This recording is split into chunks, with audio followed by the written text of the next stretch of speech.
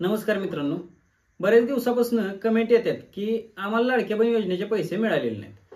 आता तुम्हाला या लाडक्या बहीण योजनेचे पैसे कसे मिळवायचे याचा हा व्हिडिओ होणार आहे। त्याच पद्धतीने सरकारने रक्षाबंधनचं गिफ्ट म्हणून लाडक्या बहिणींना 3000 रुपये द्यायचा निर्णय घेतलेला आहे। आता हे 3000 रुपये कसे जमा होणार आणि पैसे जमा झाल्यानंतर ना तुम्हाला कसे मिळणार, कुठल्या बँक खात्यात मिळणार आणि पैसे जमा होणार कधी याची संपूर्ण माहिती जे ते आपण आजच्या व्हिडिओच्या माध्यमातून घेणार आहे। आता सगळ्यात महत्त्वाचा विषय असा की हे पैसे तुम्हाला मिळणार कधी। आता हे पैसे तुम्हाला 4 ऑगस्ट पासून ते 6 ऑगस्ट पर्यंत मिळणार असा शासनाने दावा केलेला आहे। परंतु 4 ऑगस्ट पासून 6 ऑगस्ट पर्यंत जर का तुम्हाला पैसे मिळालेले नसतील तर घाबरून जायचं कारण नाही, तुम्हाला हे पैसे मिळून जातील। 2-3 दिवस लेट का होईना पण हे पैसे जे आहेत ते तुम्हाला मिळून जातील। शासनाने रक्षाबंधनच्या अगोदर हे पैसे देण्याचा निर्णय केलेला आहे। या माहितीसोबतच तुम्हाला अजून काही गोष्टी ज्या आहेत त्या लक्षात ठेवल्या पाहिजेत, जेणेकरून तुम्हाला या योजनेचा लाभ नक्की मिळेल, तुमचे थकलेले पैसे जे आहेत ते नक्की मिळून जातील। तर मित्रांनो, काय या गोष्टी आहेत? सर्वात अगोदर तर तुम्हाला कोणत्या जिल्ह्याचे पैसे मिळणार आहेत आणि कोणत्या जिल्ह्याचे पैसे मिळणार नाहीत हे बघायचं आहे। त्यानंतर ना तुम्हाला या योजनेचे पैसे कोणत्या बँक खात्यामध्ये जमा होणार आहेत हे बघायचं आहे। त्यानंतर तुम्हाला या योजनेचे पैसे मिळाले नाहीत तर त्याचं कारण काय आहे आणि मिळाले नसतील तर कशा पद्धतीने मिळवायचे आहेत ही सुद्धा आपण या व्हिडिओच्या माध्यमातून बघणार आहे। आता सर्वात अगोदर जाणून घेऊया, आपल्याकडे एकूण 36 जिल्हे आहेत, तर 36 जिल्ह्यांना डिवायडेशन करून म्हणजेच 12-12-12 जिल्ह्यांना 3 दिवस सलग पैसे पाठवणार आहेत। आणि जर का 3 दिवसामध्ये तुम्हाला हे पैसे आले नाहीत तर इतर जे पैसे राहिलेले जे आहेत, राहिलेल्या महिलांचे जे पैसे आहेत ते 2 ते 3 दिवसानंतर भेटून जातील। म्हणजेच 7 ऑगस्ट 8 ऑगस्ट पर्यंत हे पैसे जे आहेत ते तुम्हाला मिळून जाणार आहेत। आता मित्रांनो, सगळ्यात महत्त्वाचा विषय असा, जर तुम्ही मी पुढील सांगितलेली जर का कामे केली नाहीत तर तुम्हाला हे पैसे कधीच मिळणार नाहीत। आता असं का म्हणतोय तर मित्रांनो, लाडक्या बहीण योजनेअंतर्गत ही योजना जी आहे त्या योजनेमध्ये काही अटी व शर्ती दिलेल्या आहेत, तर त्या अटी शर्ती शासनाने सध्या अंमलात आणायला सुरुवात केलेली आहे। आता काय विषय आहे ते आपण बघूया। सगळ्यात पहिल्यांदा तर तुम्हाला ई-केवायसी करणं गरजेचं केलेलं आहे। आता शासनाने काय केलेलं आहे, बऱ्यापैकी या योजनेचा लाभ जो आहे मध्यंतरी पुरुषांनी सुद्धा घेतलेला आहे। आता तुमचं व्हेरिफिकेशन करण्यासाठी शासनाने जे आहे ते ही ई-केवायसी प्रणाली अंमलात आणलेली आहे। आता ई-केवायसी कशी करायची तर मित्रांनो, तुम्हाला स्क्रीनवरती दिसत असलेल्या वेबसाईटवरती जायचं आहे आणि ही ई-केवायसी जी आहे ती करून घ्यायची आहे। आता ई-केवायसी कशी करायची ही चालू झाल्यानंतर ना याचा संपूर्ण व्हिडिओ जो आहे तो आपण आपल्या चॅनलवरती टाकणार आहे, त्यामुळे चॅनलला पहिल्यांदा सबस्क्राईब करून ठेवायचं।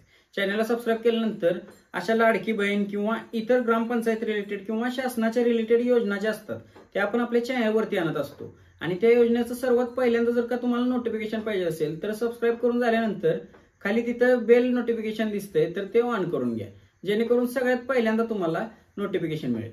त्याच पद्धतीने मित्रांनो, तुम्हाला लाडक्या बहीण योजनेचा पाठीमागचा हप्ता आलेला आहे की नाही हे आम्हाला तुम्ही कमेंट बॉक्समध्ये सांगू शकता, जेणेकरून आम्हाला समजेल की कुणाला पैसे मिळालेले आहेत आणि त्याच पद्धतीने तुम्हाला याचं आम्ही उत्तर देण्याचा नक्की प्रयत्न करू।